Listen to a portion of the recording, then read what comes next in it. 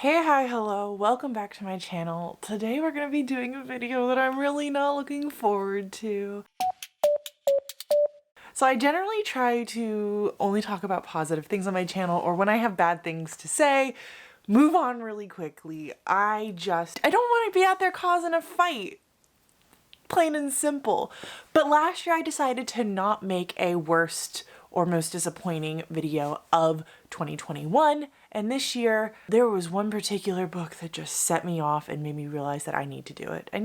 I have things to say about these books, and I'm gonna be saying it. During the month of December and part of January, I will be trying to release a Monday, Wednesday, Friday video. This is the first Wednesday video of that time period, so get really excited. If any of these books are your favorite book, please, I am not trying to insult you. I am not trying to be mean. I am just trying to spread my own opinion.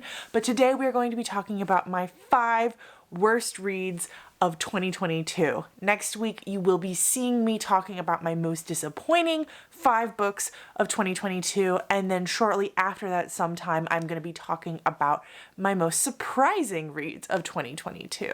My favorites video will be done a little bit differently, but these ones, each of them is going to have 5 books, and I promise, I'm not this mean all the time. These are in no particular order. I rated the first 4 of these 1 star, and I rated the last one a 2 star. Please don't come for me in the comments with this last one. Final note, I will be giving spoilers about some of these books' endings, but I will let you know beforehand. The very first book up is House of Leaves. Boy, this book. So this is the story of a house that is bigger on the inside than it is on the outside. It is a horror story. It is told like an academic paper where this one man comes across this other man who has died, and he collects all of this man's notes. This man has been studying this documentary on this house about this family who moves into it and starts to notice some eerie things about it.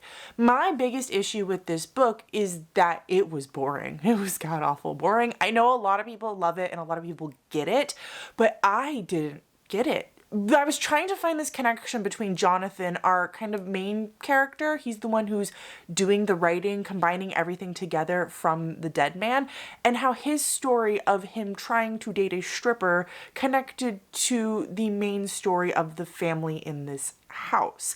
I was so lost and so confused through most of it that honestly I started skimming it, and I don't feel bad about that because the author at one point in the story said if you're not feeling it, just like skip parts you don't like and just move on. So I took his advice. It's a big book. It's close to 700 pages, and there is like a 200-page appendix at the end, which I enjoyed the appendix, and I enjoyed parts of this book, to be fair. Like I said, these books aren't in any particular order, but I would probably put this one maybe 4th on the list out of the 5. I enjoyed the parts where we were seeing the text affect or reflect the parts of the house that were stretching, expanding, or shrinking close together.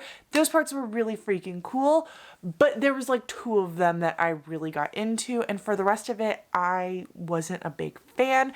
There were these weird parts where we would get these graphic details of Jonathan's love interests and the sexual encounters he was having with them. Very vivid, very 18 plus. And I don't mind a sex scene in a book. I'm perfectly fine with that. These weren't written in a way for you to be into the sex scene, and these weren't written in a way to like reflect upon the house. So I was so confused as to why they were there at all. The part where we're following the family in the house, I really didn't connect to any of the characters in that family, and I really didn't quite get what was so grand about this house that was pulling them all into it and causing them to fight about it and making it so that they couldn't like move on from this house until they explored it, which I understand is like magic in this world, but I was so bored by the dry writing style of it. Like I said, it is kind of written like an academic paper that I just wanted to be done with it through most of the book.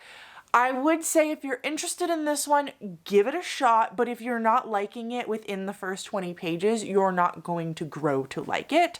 And if you really feel like reading it, do it, but I would not recommend you check this book out. Next up, we're going to be talking about the worst book I've ever read. This is number one. This is number one for all of time. And this is The Cabin at the End of the World. End of the World. I always want to say The Cabin at the End of the Woods, and I kind of forget which one it is, to be honest. So it's one of those two titles. This is the story of two gay men and their adoptive daughter. They go on vacation. They're taking a cabin in the woods, and this weird man shows up on the doorstep, and he's kind of interacting with the little girl, and he says, don't worry, don't blame yourself for anything that's about to happen, it's not your fault. And then a bunch of creepy people come out of the woods and they take the family captive and tell the family that they need to sacrifice one of themselves in order to stop the end of the world from coming. This book sucked ass. Unlike some of the other books I'm going to be talking about where the writing was bad, this book, the writing wasn't necessarily horrible. I just couldn't get behind anything that happened in this book. I think Paul Tremblay isn't a bad writer. I just don't like his stories. I don't like his stories or where they go. They sound really interesting to me, and then I get into them and I am laughing at what he is doing. It is so unrealistic and so unbelievable, and not in a good, fun way. This story got so ridiculous so quickly, and normally I can get really on board for a story that doesn't necessarily explain itself, but there was something about this book where its lack of explanation just made me so frustrated. I wanted to know why these people were doing this horrible thing, and there was no explanation, no motivation given. I did finish this book, and I am glad I finished it, and it's not a book that I would necessarily not recommend. If you're out there wanting to read it, then read it. But if you're kind of on the fence about it, don't read it. It's not worth it. It wasn't good. I'm gonna be spoiling a few things now about this book, so if you don't want to know any spoilers about this book, then skip ahead to when I have the next time-stamped book. The family ends up, of course, not killing each other, and the villains kind of end up killing each other as a sacrifice in replacement of the family not doing it. But the villains sacrificing themselves, for some reason I'm still not sure about, only will keep the earth ending for a limited amount of time.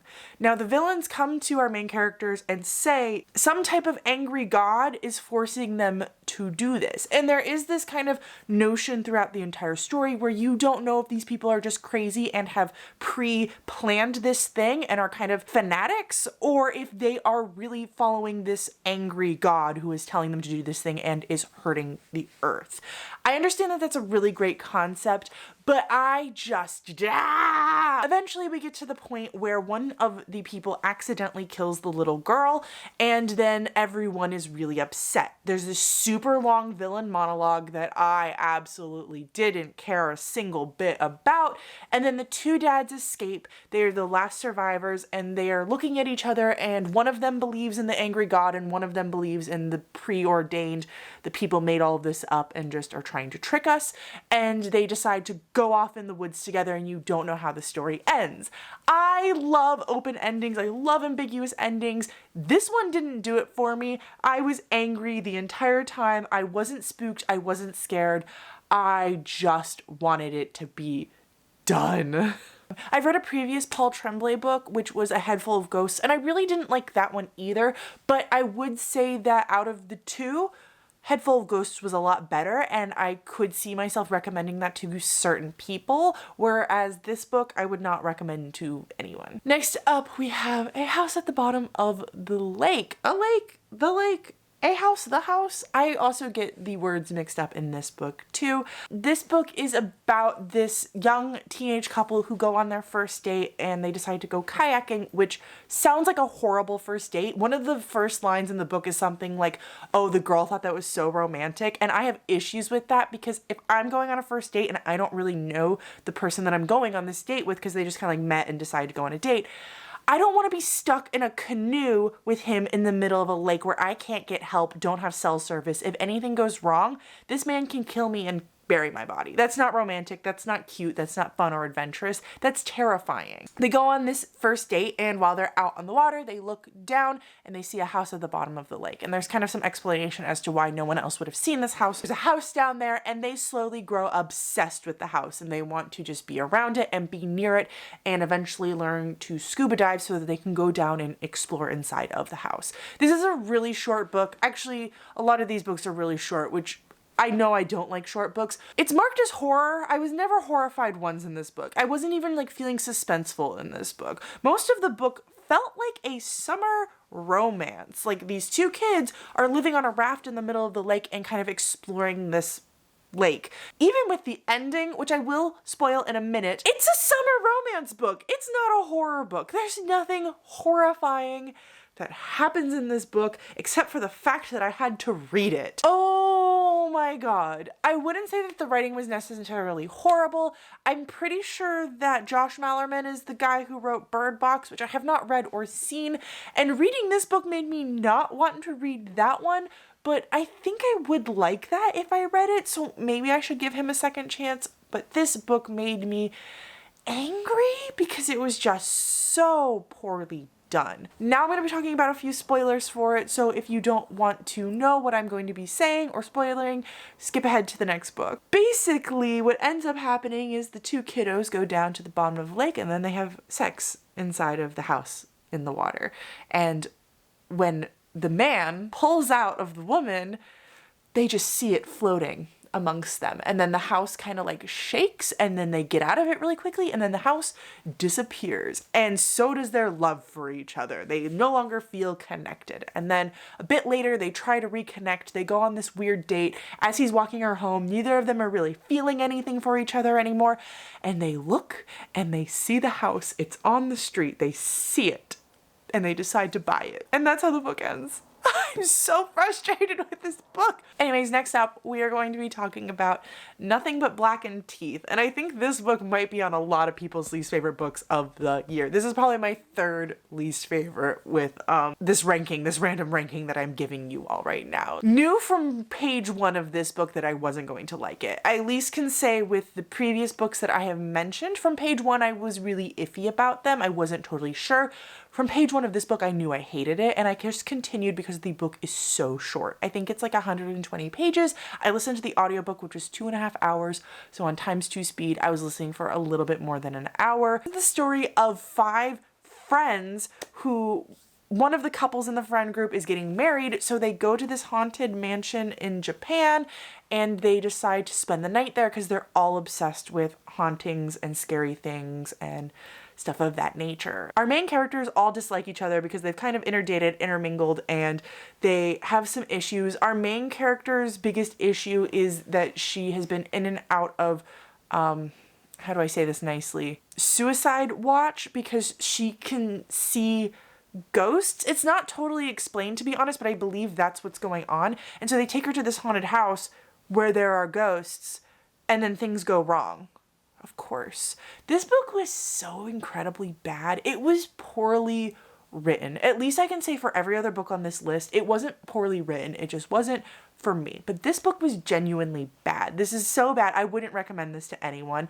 I would not say, go read this if you're interested. I would say, no, don't read it. Don't pick it up. It is not worth it. You will not like this book. It was bad. The author wrote in simile and metaphor the entire time. Every single sentence had either a simile, a metaphor, or a vivid description of something around them. And the similes and metaphors weren't good. And they were constant, like I just said. I would compare this book to getting your teeth pulled out. It's painful and it's long lasting. It wasn't scary, it wasn't spooky, and I really just felt dissatisfied. I hated all of the characters, and not in a, oh, this is a dislikable character and I'm understanding why they're dislikable, but in a early 2000s, all of these characters are just poorly written. There was girl hate, which made no sense in the story or affected the story at all. And there's only 2 female characters really in the book, so to have the only 2 female characters hate each other, it's just not a fun mood. Now, let's talk about a few spoilers for this book. If you don't want to hear them, you already know, skip ahead to the next one. And please don't beat me up when you get to the next one. This book, the 5 friends come together. The other girl is the one who's getting married in this haunted house, gets possessed by the demon thing because they start playing this game where they have to like list off 100 scary stories and they'll see who can like make it to morning or something. And the girl gets possessed, and so the 4 friends are trying to figure out some kind of ritual where they can save her. And they find this library that none of them knew where it was, but they stumbled across it. And in that library, they found this random book that had no words inside of it, but one of the boys could read the book, which had no writing in it, and came across this procedure, this ritual that they could do in order to save the girl, and on accident they perform it and accidentally kill one of their friends in the process, and he's dead, and then the other girl just shows back up, and then they burn the house down to cover up the fact that they killed one of their friends, and then they live the rest of their lives, and our main girl thinks that she might still be haunted by the ghost. Don't go read that book. Is bad. Is bad. That's all I have to say. The book that I'd really like to not have my head chopped in two for putting on this list is a favorite of so many people. So I'd like to say right here, right now, I understand. I'm gonna hold back as best as possible, but I personally did not like this book. I have tried reading it twice, and both times have failed. And I just am going to have to live with the fact that it's not the book for me. So remember that when you come for me in the comments. The fifth and final book on this list is The Lies of Lockemora. I don't like this book. And if you've been on my channel for a bit of time, I've said it in a few different videos. My book club read this all together, and actually a lot of us disliked it, which was kind of interesting because it is such a well-loved book. But I think my biggest issues with it were the pacing was really off. It felt super slow.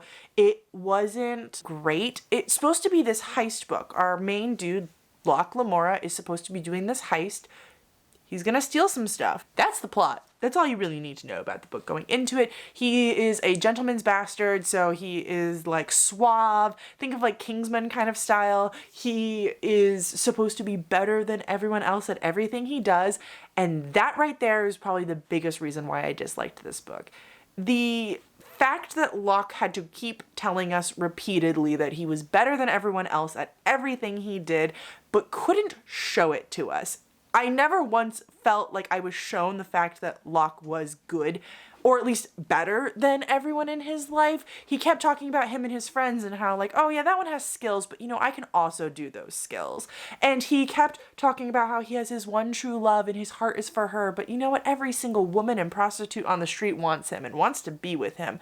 It felt like I was reading a male fantasy. Like the freaking author Scott Lynch had decided what he thought was the best man that could ever be written, what he wanted to be if he could be the greatest person alive, and wrote that. Was so done with our main character that I seriously wanted to punch him in the face. I know that a lot of times I also say that I don't like humorous books, and so that's something else to take into account, that this book does have a very particular sense of like dry humor, but I don't think that that's fully true because there are some humorous, dry humor books that I have really enjoyed and that will be on my favorites of the year list. So maybe the humor just wasn't quite right for me because comedy is subjective. I will say that the reason why I gave this book 2 stars and not 1 is because I was pleasantly surprised by a few twists and turns that this book had to offer. I will not be spoiling anything for this book, so you don't have to worry about turning away, but there were some things done, particularly in the second and third act of this book, that I was pleasantly surprised about, and I liked some of the darker elements of it and some of the like rougher things that Locke had to do. Since I have tried this book twice, I will not be trying it a third time, and the second time I did actually manage to finish it. I will not be continuing on with the sequel, but there are some books that when I release my most disappointing books of 2022 list, I will be continuing on with their sequels. So if you want to know what that list is going to be, check back in next week and you're going to get to see it.